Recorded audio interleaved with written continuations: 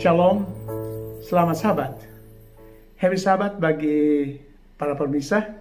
Senang sekali kita dapat berjumpa kembali dalam acara Sabat Sermon Program dari The Heavenly Light Ministry YouTube channel. Lighting the Word, Serving the Lord. Saudaraku yang kekasih di dalam Tuhan kita Yesus Kristus. Sabat ini sebenarnya kita akan dilayani oleh Pendeta Samili yang saat ini berdomisili di Sydney, Australia. Namun karena kesehatannya yang dalam pemulihan, seperti yang dia pernah sampaikan mungkin di Facebook, kalau mereka yang berteman dengan dia mengalami operasi, sehingga saat ini dia tidak bisa makan langsung. Ya, kita harapkan pada waktu-waktu mendatang dia bisa mengambil bagian dan membawakan langsung akan acara ini. Dan kita doakan supaya Tuhan memberikan kesembuhan yang sempurna bagi beliau. Tetapi saudara-saudara tidak perlu kecewa karena beliau sudah mempersiapkan suatu pekabaran yang sangat indah buat saya dan saudara saat ini. Beliau telah mewakilkan kepada saya, Freddy Kuratu, The Heavenly Light Ministry, Lighting the Word, Serving the Lord, untuk membawakan akan firman-Nya. Sebelumnya mari kita tunduk kepala dan berdoa. Tuhan Allah, Bapa kami yang bertata dalam surga, saat yang sangat indah ini Tuhan, kami ingin bersama-sama dengan Tuhan. Kami ingin mempelajari akan firman Tuhan, sehingga hidup kami boleh makin dekat dengan Tuhan, makin setia kepada Tuhan, menunggu untuk diselamatkan. Kami berdoakan khusus pada kesempatan ini, kesehatan dari Pendeta Samili. Tolong Tuhan limpahkan berkat bagi dia Tuhan, supaya dia boleh mendapatkan kesembuhan yang sempurna, sehingga pada waktu mendatang dia boleh melayani kami secara langsung. Berkati akan pelayanannya Tuhan. Terima kasih Tuhan. Di dalam nama Yesus kami berdoa. Amin. Judul yang diberikan oleh Pendeta Samili kepada kita saat ini adalah Mahar Kawin Termahal dari Raja Alam Semesta. Saya ulangi lagi, judulnya adalah Mahar Kawin Termahal dari Raja Alam Semesta. Pernahkah saudara atau mendengar atau membaca beberapa besar mahar atau hadiah perkainan yang diberikan oleh putra mahkota Arab Saudi, yaitu Muhammad bin Salman? Dia memberikan mahar kawin hotel yang nilainya 100 juta US dollar. Ya, $100 million. Kalau kita kurskan itu dengan rupiah, let's say 15.000, maka mahar kawinnya kurang lebih 1,5 triliun. Sangat besar dan fantastis. Karena begitu dia tentunya sangat mencintai akan istrinya, sehingga dia mau berkorban atau dia mau mengeluarkan pengeluaran yang sangat besar untuk hadiah perkawinan. Saudara perhatikan gambar berikut ini. Apakah saudara kenal? Dia adalah pemilik Amazon Group, Jeff Bezos. Dia adalah dinobatkan sebagai orang yang terkaya saat ini. Diperkirakan kekayaannya mencapai 170 miliar dolar atau sekitar 2.550 triliun. Ya. Kalau kita tanyakan kepada dia, apakah dia mau menghadiahkan setengah dari harta kekayaannya kepada putra sulungnya, si Preston Bezos? Mungkin jawabnya adalah mustahil. Ya. Tetapi Alkitab menyebutkan hal yang kedengarnya lebih mustahil lagi, yaitu bahwa Tuhan Allah Raja semesta alam akan memberikan kepada kita yang akan dinikahkan dengan putranya, Yesus Kristus, yaitu sebuah mahar atau hadiah perkainan seluruh kerajaan sorga kepada kita sebagai hadiahnya. Wow, tidak ada tandingannya. Bukankah kita akan sangat senang? Sukacita kita tidak bisa dilukiskan jika kita menempatkan kesempatan untuk menikmati hadiah yang Tuhan sudah siapkan itu. Wahyu 19 ayat 6-9 berkata sebagai berikut. Lalu aku mendengar seperti suara himpunan besar orang banyak, seperti desau air bah dan seperti deru guru yang hebat. Katanya, haleluya, karena Tuhan Allah kita yang maha kuasa telah menjadi raja. Marilah kita bersukacita dan bersorai dan memuliakan dia, karena hari perkawinan anak domba telah tiba dan pengantinnya telah siap sedia. Siapakah pengantin dari anak domba Allah itu? Kita yang sudah ditebus dengan nyawanya dan yang setia siap menyambut kedatangannya. Wahyu 19 ayat 6 selanjutnya mengatakan sebagai berikut. Dan kepadanya dikaruniakan supaya memakai kain lenan halus yang berkilau-kilauan dan yang putih bersih. Perbuatan lenan halus itu adalah perbuatan-perbuatan yang benar dari orang-orang kudus. Selanjutnya ia katakan, lalu ia berkata kepadaku, tuliskanlah, berbahagialah mereka yang diundang ke perjamuan kawin anak domba. Katanya lagi, perkataan ini adalah benar, perkataan dari Allah. Saudara dan saya tentunya berbahagia karena kita adalah yang diundang ke dalam pesta. Kita bukan hanya diundang untuk menghadiri, tetapi kita akan, in biblically say, dinikahkan. Artinya kita akan hidup bersama, dan bukan hanya menjadi pengantin wanita, tetapi kita akan menjadi raja. Dan perkataan ini benar dan pasti karena ini adalah perkataan dari Tuhan Allah sendiri. Pakaian kemarahan di sini adalah perbuatan-perbuatan yang benar atau melakukan semua kehendak Bapa dan Anak. Itu yang terpapar dalam kitab suci dan dirikaskan dalam 2 loh batu yang dituliskan dengan tangan Tuhan sendiri. Matius 25 ayat 34 mengatakan sebagai berikut. Dan raja itu akan berkata kepada mereka yang sebelah kanannya, mari hai kamu yang diberkati oleh Bapakku, terimalah kerajaan yang telah disediakan bagimu sejak dunia diciptakan. Sejak dunia dijadikan. Jadi kerajaan surga itu Tuhan sudah persiapkan jauh sebelumnya. Ya, bukan baru-baru, sudah disiapkan jauh sebelumnya. Dan kita semua berhak untuk masuk. Ya, asalkan kita memakai jubah lenan yang halus itu, yaitu kita harus melakukan perbuatan-perbuatan yang baik yang dikehendaki oleh Tuhan.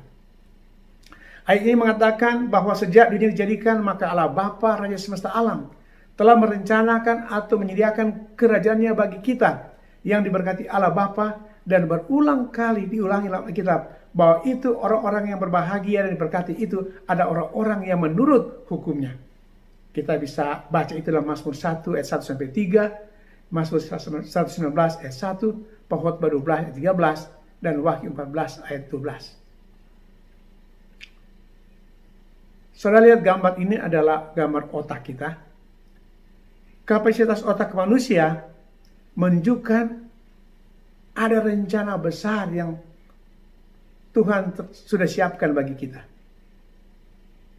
Karena menurut para ahli, ya, otak manusia itu mempunyai kapasitas memori minimal atau kurang lebih 1000 terabyte. Kalau kita bandingkan dengan perpustakaan terbesar di USA, yaitu yang terdapat di gedung parlemen di Washington DC, di mana terdapat kurang lebih 19 juta buku. Dan isinya bisa dibuat dalam komputer canggih yang berkapasitas hanya 10 terabyte. Ya.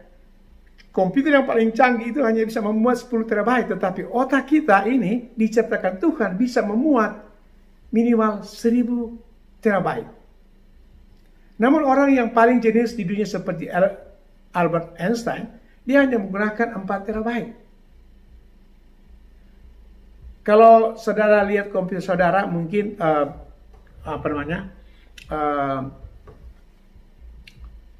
saudara berbicara mengenai megabyte.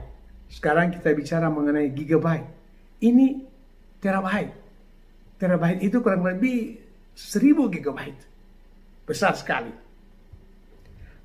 Mengapa Tuhan begitu boros dalam menciptakan otak manusia sehingga mempunyai kapasitas begitu dahsyat? Tentunya ada rencana besar Tuhan bagi kekekalan manusia. Manusia yang selamat dalam keadaannya sudah ditakdirkan untuk menjadi wakil-wakil Kristus atau raja-raja yang akan memerintah bersama-sama dengan Kristus, sang raja di atas segala raja-raja. Dalam kerajaan semesta alam untuk selamanya setelah berkuliah dan dilatih di Universitas Yerusalem Baru selama 1000 tahun lamanya. Apa jaminan Tuhan bagi mereka yang setia sampai akhir?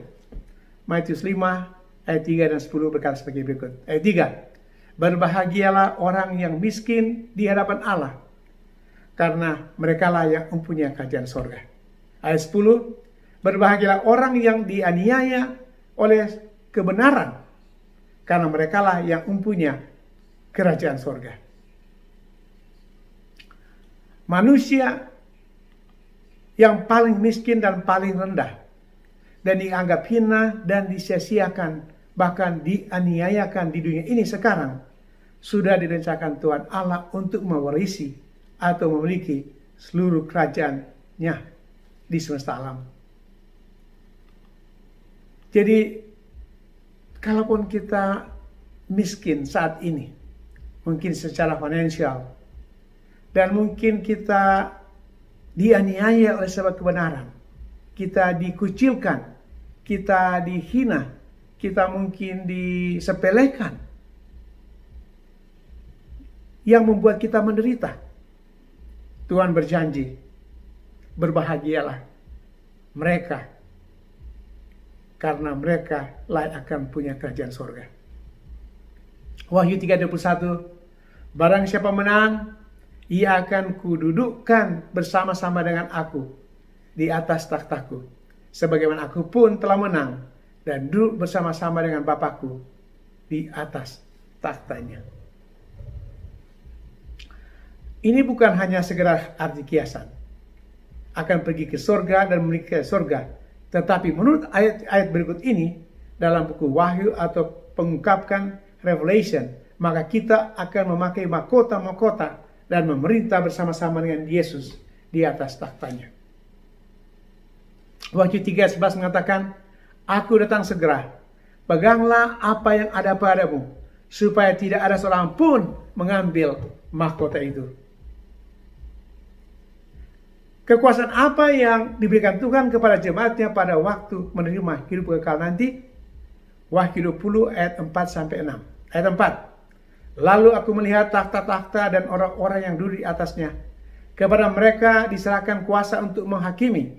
Aku juga melihat jiwa-jiwa mereka yang telah dipenggal kepalanya karena kesaksian tentang Yesus dan karena firman Allah, yang tidak menyembah binatang itu dan patungnya, dan yang tidak juga menerima tandanya pada dahi dan tangan mereka.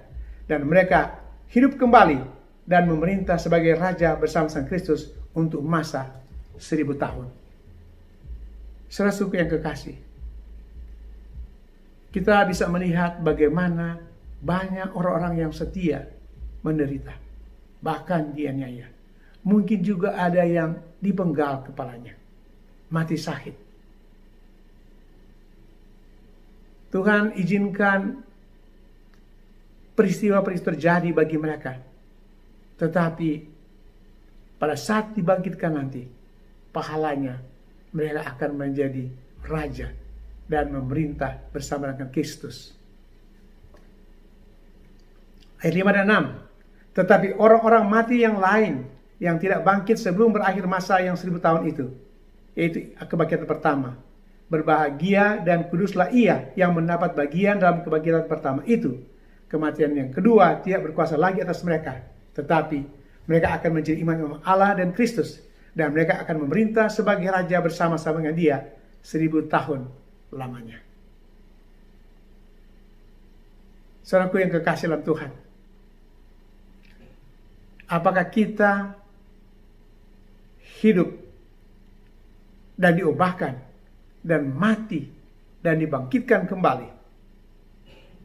Jika kita hidup dan mati dalam kebenaran, jaminannya kita akan dibangkitkan dan akan diubahkan menjadi raja. Berapa lama manusia akan menerima warisan kerajaan Tuhan dan memerintah bersama dia sebagai raja-raja? Wahyu 22 ayat 3-5 berkata sebagai berikut. Maka tidak akan ada lagi laknat.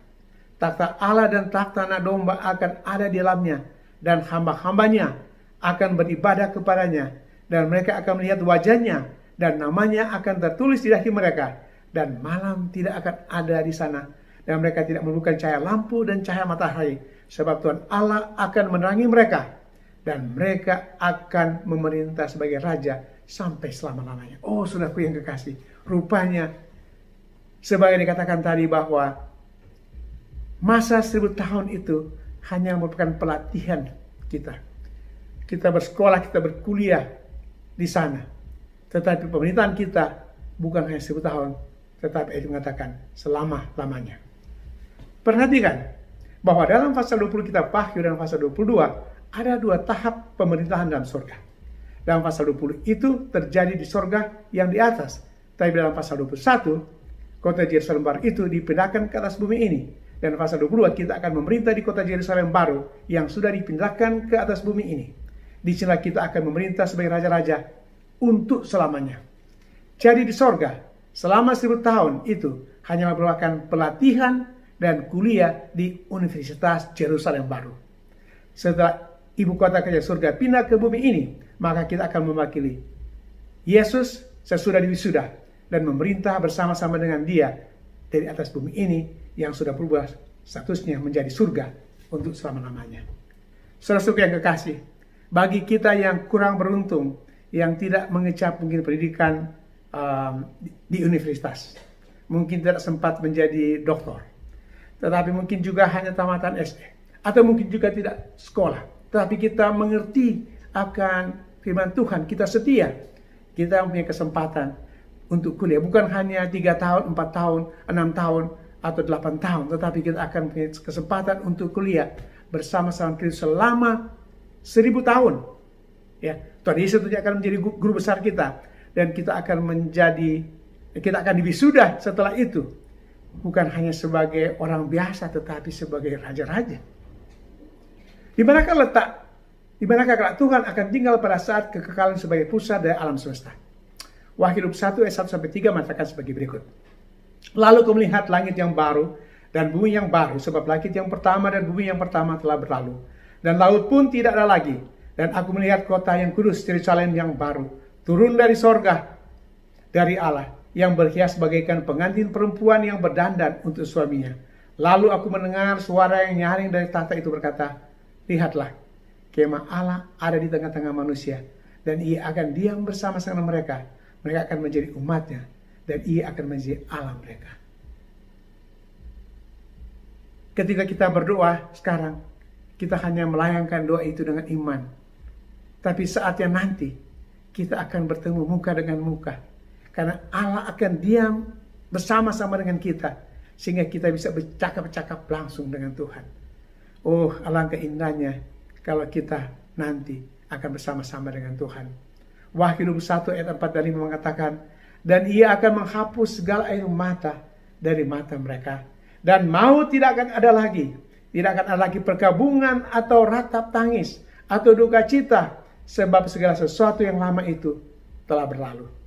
Ia yang duduk di atas tahta itu berkata, lihatlah, aku menjadikan segala sesuatu baru, dan firman-Nya, tuliskanlah, karena segala perkataan ini adalah tepat dan benar. Tidak ada air mata. tidak ada pergabungan, tidak ada maut. Dan ini bukan khayalan, bukan mimpi. Karena inilah perkataan Tuhan, tepat dan benar. Mengapa sampai kita manusia bisa menerima warisan kekal dari Tuhan, menjadi raja-raja dan memerintah di alam semesta? 2 Timotius 2 ayat 12 berkata sebagai berikut. Dan jika kita bertekun, kita pun akan ikut memerintah dengan Dia. Jika kita menyangkal, Dia pun akan menyangkal kita. Saya akan sebagai kata bertekun di sini. Dalam Alkitab bahasa Inggris terjemahan King James Version tidak disebut bertekun tetapi suffer. Kalau di Indonesia kan itu artinya menderita. Jadi walaupun kita menderita, ya, karena kebenaran, mempertahankan kebenaran, kita akan memerintah bersama Tuhan. Jadi kalau kita menderita, pahala kita adalah memerintah. Ayat Roma 8 ayat 17. Dan jika kita adalah anak, maka kita juga adalah ahli waris. Maksudnya orang-orang yang berhak menerima janji-janji Allah, yang akan menerima bersama-sama dengan Kristus. Yaitu jika kita menderita bersama-sama dengan Dia, supaya kita juga dipermuliakan bersama-sama dengan Dia. Saudaraku yang kekasih dalam Tuhan, kita diangkat menjadi anak-anak Tuhan. Anak-anak Tuhan yang menjadi ahli waris, yang berhak menerima dari janji-janji Allah, yang akan kita terima bersama dengan Kristus. Nah, ini sekali lagi mengatakan bahwa sekalipun kita harus menderita karena mempertahankan akan kebenaran, Tuhan tidak pernah akan tinggalkan kita. Ayat yang lain mengatakan bahwa ketika kita dicobai,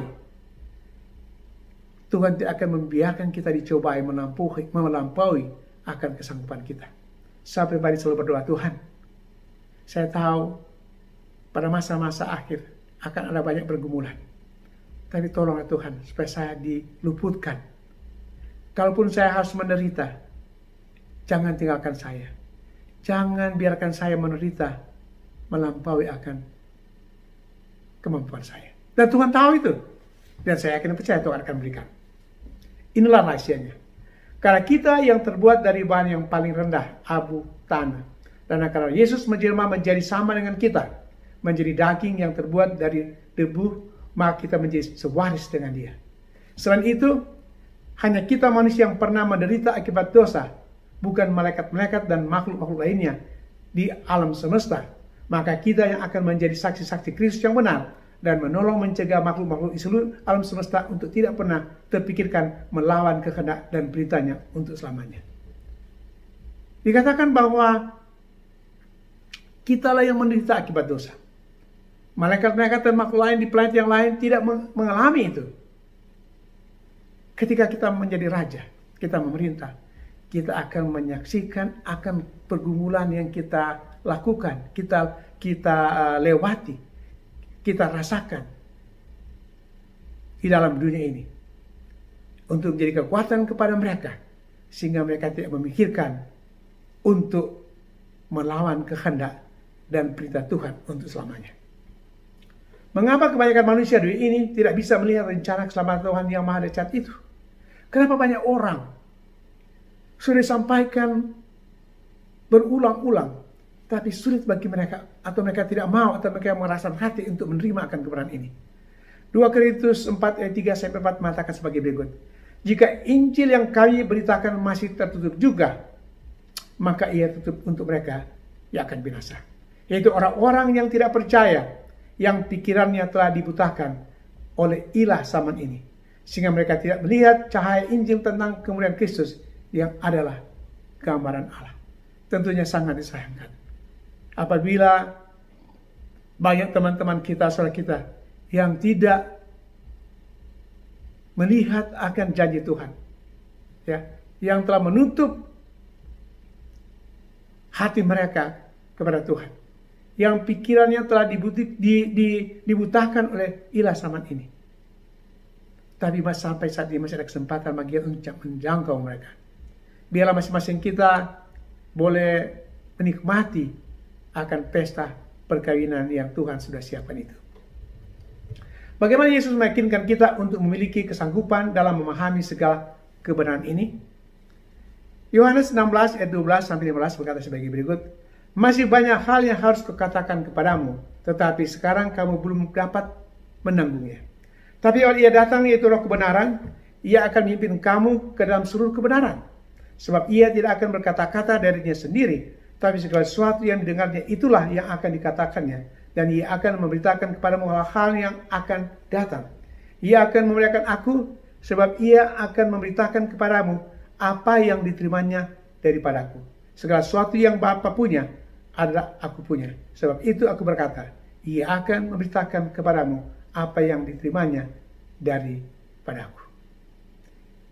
Kalaupun kita sulit untuk memahami, Tuhan telah mengirimkan Roh kebenaran untuk memberikan penerangan bagi kita. Dan saya yakin dan percaya dalam hati kecil setiap umat manusia, Roh selalu berbisik tentang kebenaran itu, yaitu untuk melayani Tuhan sesuai dengan perintah-perintahnya.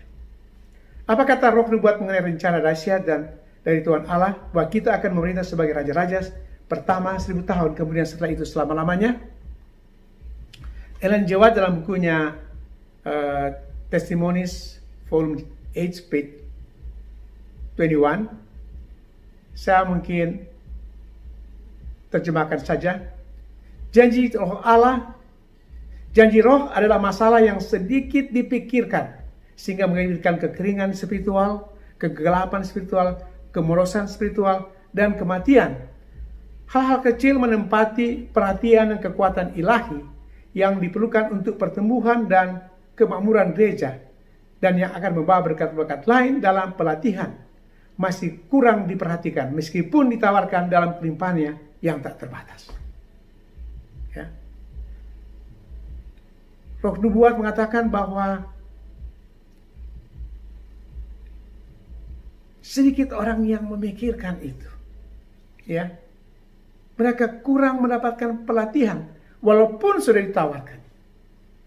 Tentunya itu terserah kepada masing-masing kita karena kita diberikan hak untuk memilih, kuasa untuk memilih, power of choice. Kita tidak bisa dipaksakan. Tetapi melalui pekabaran ini, saya mengundang saudara-saudara untuk memikirkan akan kebenaran itu. Mengapa setan begitu marah dan dengki rencana besar Tuhan mengenai hal ini? Yesaya 14 ayat 12-14. "Wah, engkau sudah jatuh dari langit, hai bintang timur, putra fajar. Engkau sudah dipecahkan dan jatuh ke bumi, hai yang mengalahkan bangsa-bangsa. Engkau yang tadinya berkata dalam hatimu, aku hendak naik ke langit, aku hendak mendirikan takhtaku mengatasi bintang-bintang Allah, dan aku hendak duduk di atas bukit pertemuan jauh di sebelah utara. Aku hendak naik mengatasi ketinggian awan-awan, hendak menyamai yang maha tinggi." Ini adalah perkataan setan, si penipu besar itu. Dia tahu akan masanya yang sudah sangat singkat. Dia akan berusaha untuk mempengaruhi akan seluruh umat manusia yang ada di dunia ini supaya tidak ada yang selamat. Dia tahu bahwa pahala yang besar Tuhan sudah siapkan bagi kita. Dia yang mencoba untuk menyamai akan kekuasaan Allah sehingga dia dibuang ke dalam dunia ini. Kelihayannya dia bisa menyihir sepertiga dari malaikat sorga. Tetapi jangan kita takut. Karena Tuhan berjanji, Tuhan tidak akan tinggalkan kita. Walaupun kita harus menderita, Tuhan akan menolong kita. Setan menambahkan kedudukan itu. Sebagaimana dikatakan ayat tadi. Duduk di atas takhta Allah. Dia malah dicampakkan dari surga sehingga menjadi sangat marah dan dendam. Saudara, kalau lihat cerita-cerita orang-orang yang haus akan kekuasaan dalam dunia ini, ya, karena mereka merasakan kalau memegang kuasa itu enak, ya tentunya berkuasa, dan setelah gagal, mereka akan berusaha untuk menjatuhkan yang berkuasa. Itulah pikiran-pikiran setan. Dia iri, dia mau menyamai Tuhan, sehingga dia memberontak. Ya. Karena dia tidak bisa melampiaskan akan kinanya. Dia sangat marah dan dendam. Dan dendamnya itu dia akan lakukan kepada kita. Saudaraku yang kasih dalam Tuhan, bila kelak kita semua menjadi raja-raja yang akan memerintah, siapa yang akan kita perintah? Kalau kita lihat gambar ini, tata surya bumi, bumi itu sangat kecil sekali dibandingkan dengan alam jagat raya ini. Ya, kalau saya lihat gambar yang ditampilkan berikut ini dengan sistem galaksi Bima Sakti, kita ada di titik itu yang tidak bisa dilihat kalau dibuka seluasnya. Tapi Tuhan memperhatikan kita. Ya, ini adalah Milky Way, galaksi di mana kita berada. Terdapat lebih dari 1000 miliar tata surya. Tata surya kita terletak pada titik di bawah panah itu, sekitar sepertiga dari ujung gugusan galaksi Milky Way. Di dalam satu galaksi ini saja, menurut para ahli ilmu bintang, terdapat lebih dari 100 juta tata surya. Apa maksudnya? Maksudnya adalah selain bumi ini ada banyak sekali, ya, tak terhitung planet, bintang-bintang yang juga ada penghuninya di jagat raya ini.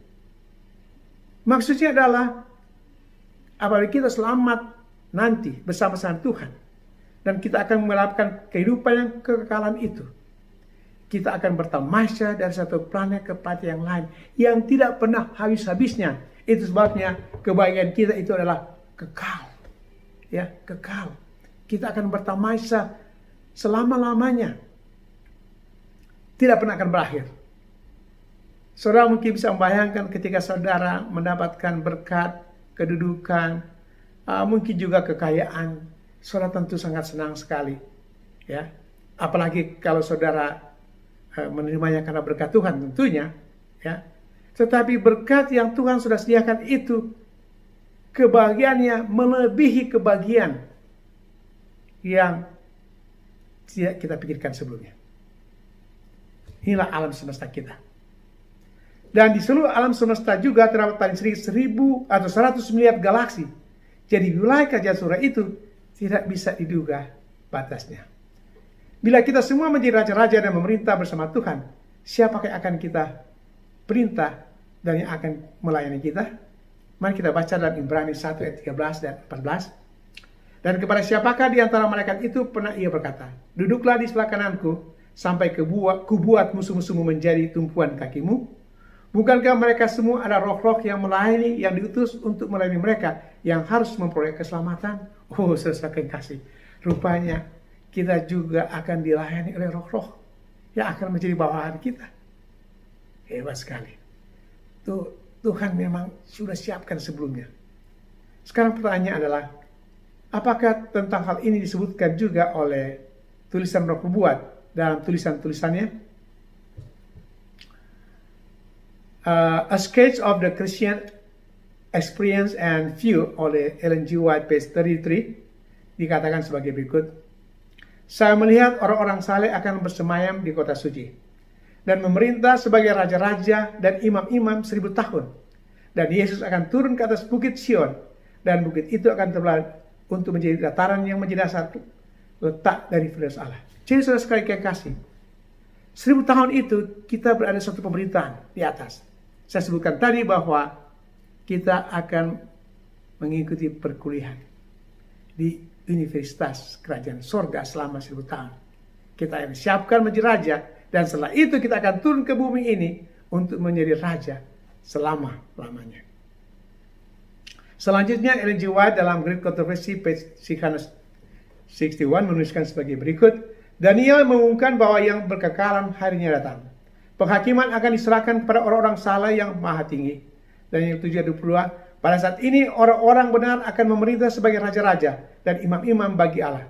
Yohanes dalam buku Wahyu berkata, aku melihat takhta-takhta dan mereka duduk di atasnya, dan penghakiman pun diberikan kepada mereka. Mereka akan menjadi imam-imam bagi Allah dan Kristus, dan akan memerintah bersama dia 1000 tahun. Revelation 20 verse 4 and 6. Selanjutnya, Ellen G. White menuliskan dalam Adventist Review and Herald, September 10, 1857, page 150. Tuhan sudah menunjukkan kepada saya bahwa ada beberapa orang yang mengaku punya kebenaran zaman ini. Tetapi kebenaran mereka tidak sesuai dengan pengakuan mereka. Mereka mempunyai standar kehidupan yang sangat rendah dan jauh di bawah kekudusan yang dituntut Alkitab. Beberapa di antara mereka terlibat dalam percakapan yang tidak pantas, dan yang lainnya mengangkatkan diri sendiri. Kita tidak dapat mengharapkan untuk menyenangkan diri sendiri. Hidup dan bertindak seperti orang dunia, mengalami kepelisiran dan menyukai pergaulan mereka yang ada di dunia. Apakah mereka akan menderita bersama Kristus dalam kemuliaan? Tentunya tidak. Tetapi kenyataannya tulisan ini bisa dipegang, bisa dibuktikan bahwa banyak orang dalam dunia hanya menyukai akan kepelisiran, kesenangan dunia yang sebenarnya hanya sementara. Saudara yang kekasih, kita jangan sampai tergoda untuk menjadi seperti dunia ini. Kepelisiran, pemanjaan diri, keberdosaan, sehingga kita lupa bahwa kita punya rumah yang indah. Kita punya tempat tinggal yang indah yang Tuhan sudah sediakan. Selanjutnya, Ellen G. White menuliskan sebagai berikut, kematian tidak akan pernah lagi mengetuk untuk minta masuk. Tidak ada air mata yang akan mengaburkan pandangan. Tidak akan ada kepahitan memenuhi hidup kita. Apakah kita dihinakan dan ditinggikan di sini? Di sana kita akan mendapat kehormatan memerintah bersama Kristus untuk selamanya. Selanjutnya disampaikan bahwa kalau kita bisa membawa hanya satu jiwa kepada Kristus dan diselamatkan untuk memerintah bersama Yesus sepanjang waktu yang kekal abadi, alangkah layak dan hebatnya pekerjaan yang telah kita lakukan. Maksudnya apa ini? Pertama adalah, jika kita menghidupkan kehidupan yang setia kepada Tuhan, menuruti hukumnya, karakter kita, tabiat kita, kelakuan kita, sepenuhnya dilakukan sesuai dengan kehendak Tuhan. Yang pada saat yang sama, karena kita ini adalah surat yang hidup, itu bisa menjadi suatu pekabaran kepada orang lain, itu bisa membawa orang lain datang kepada Tuhan. Jika kita bisa membawa satu orang saja, maka Tuhan akan mengatakan kita punya pekerjaan sangat hebat. Kita akan dihargai dan kita akan diberikan pahala yang besar. Apalagi kalau kita bisa membawa lebih banyak dari itu, tentunya mahkota kita akan lebih bercahaya lagi. Oh, saudara-saudara yang kasih dalam Tuhan, memang kita tidak semua punya kesempatan untuk bisa berkhotbah dan sebagainya. Tetapi jangan lupa, masing-masing kita Tuhan telah karuniakan talenta yang kita bisa usahakan itu untuk membawa orang datang kepada Tuhan. Dan saya yakin dan percaya kalau kita imani itu, kita tekuni itu, kita doakan dan kita sungguh-sungguh mencari kebenaran yang Tuhan sudah katakan kepada kita, maka saya akan percaya akan ada banyak orang yang akan bergabung dengan kita bersama-sama untuk menghadiri pesta pernikahan yang besar yang Tuhan sudah sediakan itu. Saat ini tentunya kita merasa hidup kita ini sudah semakin sulit. Tujuan mulia Yesus Kristus yang datang dari surga, dia rela turun ke dunia, dilahirkan sama seperti kita, dan mengalami penghinaan, penganiayaan dan mati disengsara di kayu salib. Memberikan teladan bagi kita. Jika kita mengalami kesulitan, penderitaan, lihatlah kepada Yesus. Dia mati, dianiaya untuk menyelamatkan kita, menghapus dosa kita jika kita datang mengaku kepada Tuhan. COVID-19 telah membuka mata kita bahwa keadaan dunia sekarang ini sudah sangat gawat. Kalau kita perhatikan juga sekarang kebakaran yang terjadi di Amerika ini, asap sudah berhari-hari, seperti gelap keadaan sekarang ini. Kami tidak pernah melihat keadaan seperti ini. Tetapi ini bukan suatu surprise atau kejutan bagi umat Tuhan. Karena kita tahu bahwa kesusahan yang terjadi itu baru merupakan permulaan. Saudaraku yang kasih dalam Tuhan, panggilan kita pada Sabat hari ini, pada Sabat yang indah ini, lihatlah keadaan ini. Dunia sudah semakin parah. Kejahatan merajalela di mana-mana. Saya mungkin dengan saudara mengalami penganiayaan atau perlakuan yang tidak adil. Tapi bersabarlah. Karena Tuhan telah berjanji, jika kita tekun dan tetap memegang akan mahkota kebenaran itu, maka kalaupun kita harus mati sebelum Tuhan datang nanti, kita punya jaminan akan dibangkitkan dan diobatkan bagi mereka yang hidup pada saat itu, bertemu dengan pengantin pria, yaitu Yesus Kristus, untuk kita mengadakan satu pesta perkawinan yang sangat besar. Dan mahar kawin, hadiah perkawinan yang Tuhan sudah sediakan yang sangat besar di alam seraya ini adalah kerajaan surga yang akan menjadi bagian saya dan saudara. Tuhan Bapa di surga, betapa bahagianya Tuhan kami mendengarkan firman Tuhan ini, di mana kami memberikan pengharapan, kebahagiaan ketika kami satu saat ketika Tuhan datang nanti menjemput kami yang sudah tidak lama lagi Tuhan akan masuk dalam kerajaan surga, akan dimahkotai dengan mahkota untuk menjadi anak-anak Tuhan yang akan berdudukan sebagai raja untuk memerintah bersama-sama Kristus. Oh Tuhan Bapa di surga, kami mau tidak ada di antara kami yang ketinggalan untuk menikmati akan saat itu. Tolonglah kami ya Tuhan, supaya kami boleh selamat sampai Maranatha. Dalam nama Yesus kami berdoa. Amin. Terima kasih saudara sekalian. Itulah penggambaran kita melalui The Heavenly Light Ministry, lighting the world, serving the Lord. Sampai berjumpa dalam kesempatan yang lain. Tuhan memberkati.